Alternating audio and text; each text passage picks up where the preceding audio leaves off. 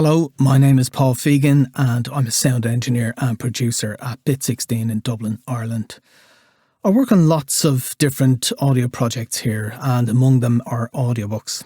Audiobooks are probably the longest and most intensive projects I work on. They involve 6-7 hour days. They go on for several days, several weeks in some rare cases.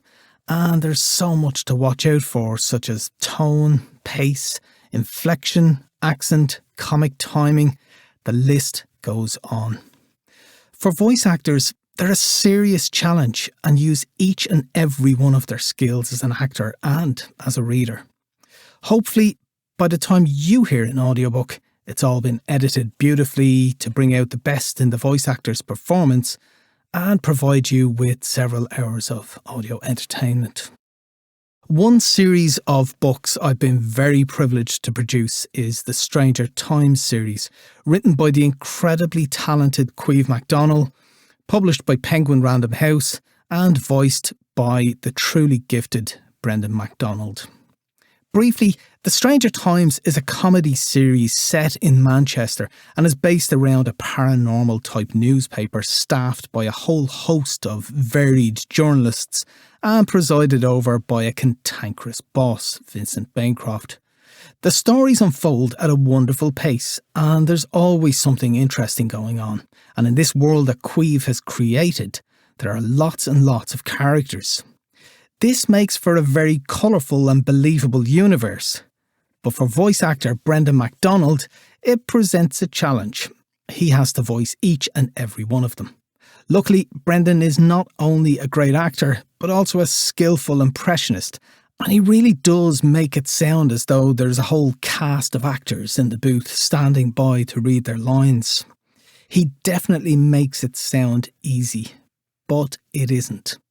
At the best of times, I think voicing audiobooks is one of the most difficult tasks a voice actor will take on, and as with movie making, there are always going to be those outtakes. I myself am a massive fan of outtakes, but the majority of outtakes aren't mistakes where everyone collapses laughing at the hilarity of the error. Many of them are just fluffs where the actor makes a mistake, acknowledges it, and moves on. Others are a little more entertaining, and a handful will give you belly laughs. So what you're about to hear is not to guarantee you the latter, but more to give you a flavour, especially if you're familiar with the Stranger Times audiobooks, of just what's behind Brendan's otherwise perfect performances. I've tried to divide these into categories, but there's always going to be overlap. Now, bear in mind that you won't hear me in any of these recordings as my mic feed isn't recorded, bar what you might hear spill off Brendan's headphones. Also, many of our discussions are abruptly truncated. This is because that's the point at which I would have paused the recording during the session. Lastly, I must warn you that there's some choice language in here, so just something to bear in mind if there are any younger listeners about. Anyway, let's begin with a series of delivery errors.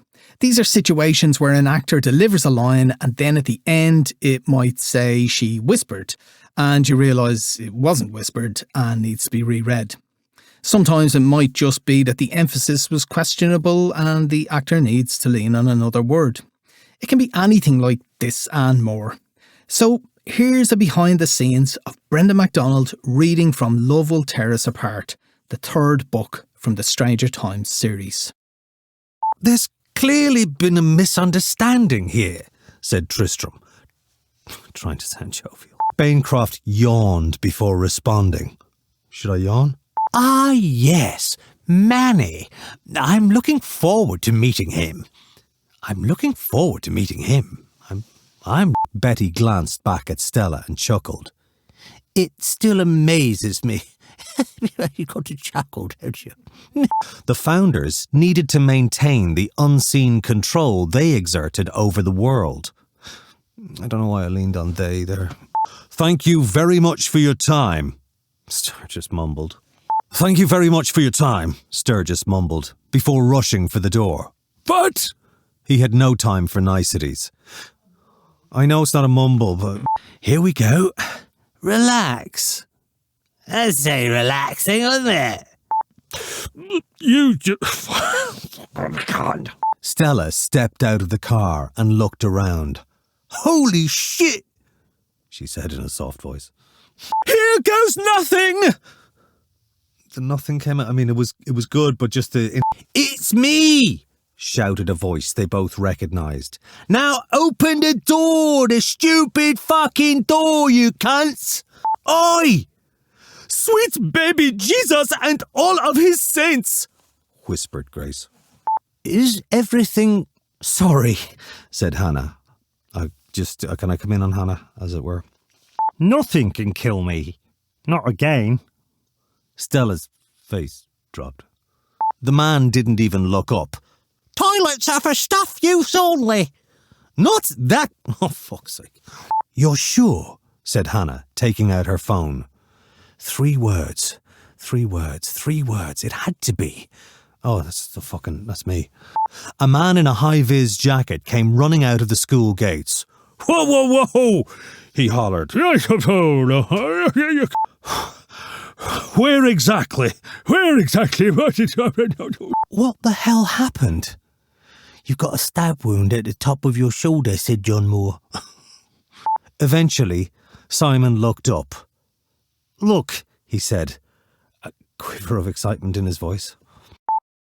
So that just gives you an idea of how we have to adhere to the author's intended delivery of each and every line and re-record it whenever we miss the mark. Another thing that comes into play in the booth is the voice actor's own physical body, and sometimes they betray us.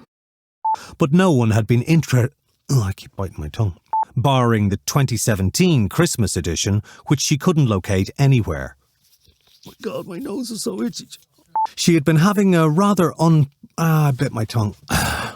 He had occasion. I bit my tongue again.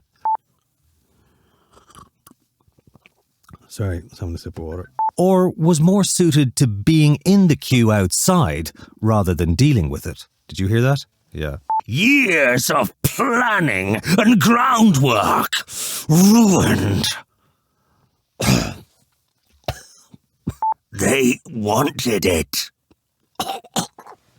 And as if that wasn't that idea you had to swallow. I'm really afraid I tried taking a little bit of apple off my tongue before saying the line, and it all proved too much of a fucking distraction. And speaking of our physical bodies, we sometimes forget that our lungs are limited bags of oxygen that need to be properly inflated before reading a line. Rather than him having to stomp ill-temperedly out to the bullpen. Was I running out of breath a little there? It's like somebody bred a Hemsworth brother with the Andrex puppy. Hannah had expected the intimation that she was suffering from a bit of tummy trouble. Oh, for fuck's sake, sometimes. Seeing as she had just swallowed her only means of communication with the outside world. When she'd finished, he sat there for a long time before saying so quietly she could barely hear. Other times, the breathing is fine, but the voice actor encounters a long sentence and, like an athlete stumbling at the final hurdle, fails to quite make it to the end. His ankle, while ostensibly healed from the break it sustained when he was dropped from a height by a quarter-faced magical bastard who still regularly visited him. Such a long fucking sentence. That a car manufacturer knew its SUVs were fitted with untrustworthy airbags, and that a prominent government minister was really doing the fucking Jesus. What the hell is... Betty shoved her roughly to one side. Stella stumbled backward and watched in shock as Betty grabbed the 2-foot-tall stone cherub that had leapt out at her of the... Fuck! They're a cabal of immortals that wield incredible power, including the ability to spell. Did you confuse them with a fucking fuck? A lot of them are hard to find out about. That's the trouble with rich people. They can be in any of a number of different countries at any given time, and it takes time to track them down and find a source willing to give you any information. Then we have those moments where the voice actor just finds a line funny and can't help themselves. It's a condition known as cigarette sexyphobia. No, We spilled a bottle of wine last night and it soaked up quite a lot of it. We also ran out of toilet paper, but... Coggs waved the manuscript in the air. I didn't want this thing to come into contact with that area of my body. For avoidance of doubt, I am saying I literally... That's a good line. And then she fixed her eyes on Johnson. Then there's the self-talk where the actor is almost thinking out loud or just dropping in their own production notes. A prodigious micturition. While she was gone, Stella did a quick Google to confirm her suspicion of the word's definition. It means a piss. Dr. Carter rolled out her irritating giggle. Should I giggle? Still a tip-off? That doesn't sound like... I can keep the giggle, but it's the Reggie spoke in a croaky voice. I don't know how Reggie speaks in a croaky voice. You can see that self-doubt can be the bane of an actor, and that's where preparation is essential. But with the best will in the world, sometimes the pronunciation of words can cause an actor grief. She popped another slice of satsuma into her mouth and chewed contemplatively. That is the right pronunciation. And skittered her fingernails across the highly polished desktop. Skitters. Even among Stanley's journalist brethren. Coggs turned back to Bancroft. Beancroft? No. Also known as Dex Hex, a one-time columnist. Which direction would you like to travel in first? Ox shrugged. Fuck's sake, I know. A vivid, ice-cold blue, so full of malevolent... I even went to the offices of that preposterous little newspaper. Preposterous? I think we've had more than enough of that, Mrs. Harnforth declared, as she deposited it in her coke pot. That's such a hard fucking... Now, in the next section, we deal with some good old-fashioned tripping up. This is just where the communication between the brain and the mouth breaks down for a fraction of a second and the actor stumbles to an unplanned halt. Hello. Lovely to meet you. I've only heard good things. Yes. Hello. Lovely to meet you. Fuck me. As the forest at the side of the road fell away to reveal the stern Victorian grandeur of... Fuck you. That could withstand a full-on artillery fuck you. It's a Ballander blunderbuss. Blah, blah. Before slamming the door closed behind her. He really did not like that... fucking sorry. It was so close, she could taste it. She'd got so... She'd say this for the man. He was his fuck you. Give a man enough money and he'd be... fucking shit cunt. Bancroft fell to his knees on the opposite side of the desk, clenching the edge of it in his hands to prevent... fuck. Concerned local business people, he repeated. That's a Fuck me. The board was chaos, with layers of items pinned over the top of each other, and notes scrawled in near... A dragon lives underground beneath Manchester city centre. The government has been replaced by robots. You know that Richard Osman? Author, raconteur, televisual maestro. And neither of you two has thought of... Are you sure that's one of fucking... You know, it's one of them basic... Yeah, fucking... And the reason it's British is that nobody else in the world would ever... A grown man, and he was cycling on the pavement instead of in the designated cycling lane. But you haven't not even met me yet. I think we've had more than enough of that. She waved a hand at the mirrors. And yet it took you the fucking shit. Hey now, come on. It'll be fine. They'll all show up. Fine came out a bit weird as well. Betty had the common sense to look far more frightened than she had while being attacked by a Stella had given Betty a copy of the folder of Dex hex columns, which she was now flicking through, making various harumphing noises. Not only that, I know exactly where to go get them dog. More importantly, we are in the middle of a dramatic rescue. You do not stop to pay for parking in the middle of a... Betty laughed. You can certainly ask.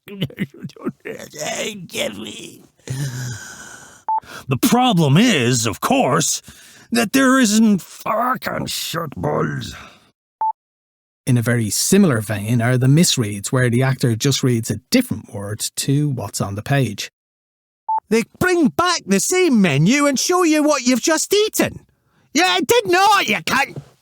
And off he went. We went. Fuck you. Cut! Gordon, Gordon, admonished. Fuck off. For avoidance of doubt, I'm saying. Yeah, I bet that's what they said to the slaves back in the day, too. Fuck, I know! Good morning, offered Reggie.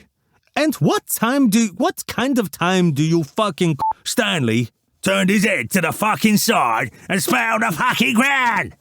Like it be in any number of fucking countries, you cunt. Had broken into and entered a She stole a quick glance back up at the balcony to where Winona...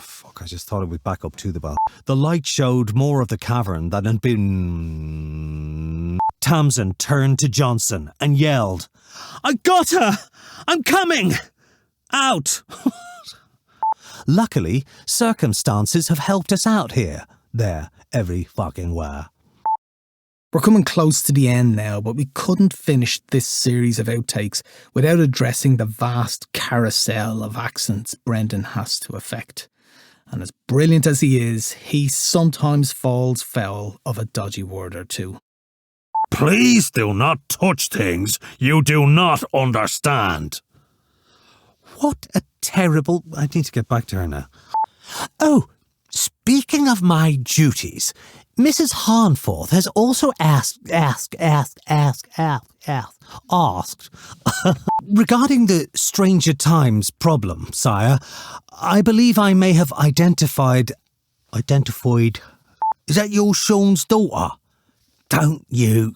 Stanley. I was about to say Stanley. But fairly standard stuff for high-value transactions. For high value. Those three remind me of the velociraptors. When you have that much nice stationery in one location, you bet you fucking knew. Shut up, you cunt! The ghost responded. Are you aware that... Hang on, I've got... Hello, Mr. Bancroft. This is a queue. A queue? This is a queue? As she turned towards the door. So, how may I help you, sir? Reggie began. So this was, well, that's the voice I was doing, wasn't it? Yeah. But I'm trying to support local journalism. Okay. Oh, no. Sometimes it's very hard just to say words. Oh, no. See, that doesn't sound like Stella, huh? Yeah, agreed Ox. They just emailed in the column. They just emailed it. They were, confirmed Reggie. I don't know exactly how much, but. Not too bright, this one, is she, Mrs. H? Not too bright? No, because it's gruff and it's Welsh and it's... No, said Mrs. Harnforth, clearly having decided enough was enough. Gordon, you're here to us. I feel I'm losing her voice. Well, I guess that answers. Have you ever been to Ireland? I was in Dublin a couple of years ago on a stag do. I've realised now you sound like Mr. Partridge. Well, she is either. Kathy reared back and gave Stanley an assessing look. What was the other fight about? What was the other fight? Indeed, I'm worried about him, said Betty. After what I thought like that.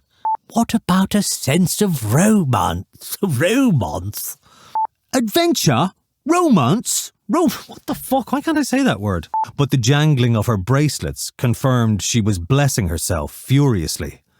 All right, hang on, I just got to get still up. Thank you, said Ox. No, that sounded very cockney. All classes and whatever have been cancelled. Cancelled, yeah? Oh, someone looks nice. No, that's fucking London, innit? Razor is still checking on some other patients. A lot of them are hard to find out about.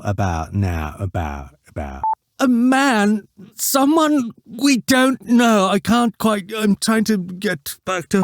What the hell was all that about... That... Oh, God.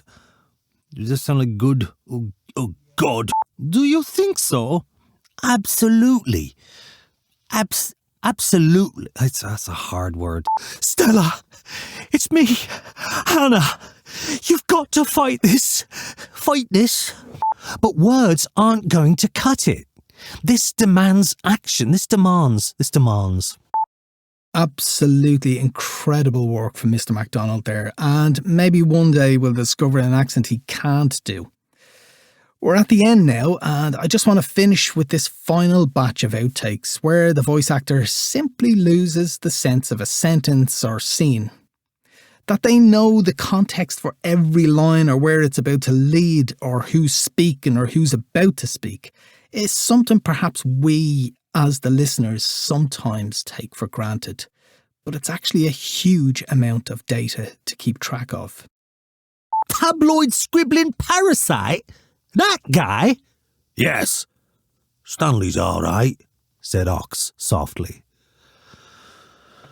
I just had to see who's talking. I'm not saying... It's Stella, yeah. She fished out an orange jelly baby and popped it in her mouth. It's Bancroft, sorry. To determine its destination rather than... that's wrong. Felt like one of those creepy matching outfit couples had somehow... Felt like one of those... Well, maybe if you'd remembered that the last time we spoke, when you swore it would be that... Something she had realised after a few weeks on the job. Now, she kept everything. So she did. I'm just looking down ahead here. My name is Serge, and I will be your waiter for the evening. Yes. No, I can't. I don't know where we are. Oh, there it is. Okay. A chorus of dissenting voices went up from both queues. How is she skipping? I don't know what the fuck I'm saying. And now, said Dr. Where is it? Oh, yeah. Agree to disagree, said the man. I don't agree with that. Oh, hang on. I thought that was stuff. Well, what's that? Is she talking to herself? Nobody is, interjected Mrs. Harnforth in a pleading tone. I'll tell you what the problem with owls is. I presume that's Mrs. Harnforth, yeah. You said you were in room 28. Sorry, my mind is gone. I'm just wondering, as the new team member... Anton gave the tightest of tight grins. Not a full probe, no. Lauren, here, will need to check your person, though, your... The fact that... True love, remember? Nothing can get in the way! It's me! I have to look at the script. This place has had more assistant editors than I've had hot dinners. God, I could murder a hot dinner. Delegate Michael Dolan, who has intended... His body stood back up. And as for you... Not my minions, my friends, creatures Fuck. Although Stella guessed the average chick didn't suddenly sit up, spit a root, vegetable, and started to walk away in a hurry. Grace? Well, I don't know who it fucking doing. Reggie leaned over to Hannah and whispered, "Are we sure this is going to work?" She glanced at Stella. So Hannah glanced at Stella, was it? Yeah. From what I recall of the last time I tell you what I'm going to do. I'm going to try using the power of my eyes to read the words on the script and say those into the microphone. Yeah? And what excellent advice to end on, Brendan. So there you have it. This was just a handful of outtakes taken from 5 days of recording Caimh McDonald's Love Will Tear Us Apart, published by Penguin Random House, produced by myself, and read by the inimitable Brendan McDonald. I hope you enjoyed it.